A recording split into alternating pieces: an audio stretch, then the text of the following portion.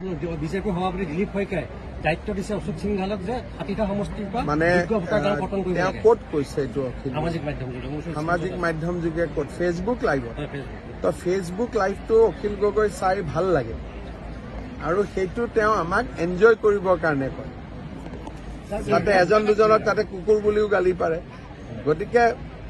কালি এইটো মই চাইছো আৰু মই অখিল গগৈৰ ফেচবুক সদায় ৰাতি চাওঁৱেই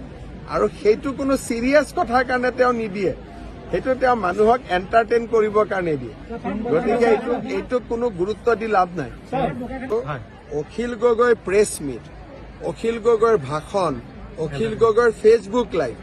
যেতিয়া আপোনাৰ মনটো বেয়া লাগি থাকিব তেতিয়া চাব এতিয়া হয়তো ভাল নালাগিব দিনততো চব ব্যস্ত হৈ থাকে ৰাতি যেতিয়া কাম বন কৰি গা পা ধুই মই লাইভটো চাম আৰু মই প্ৰায়ে চাওঁ মোৰ ভাল লাগে কালিও চাইছো ফ্ৰেছ লাগে মনটো আপুনি এনজয় কৰিব পাৰে অখিল গগৈ এজন গুড এণ্টাৰটেইনাৰ গতিকে আপুনি এণ্টাৰটেইন কৰক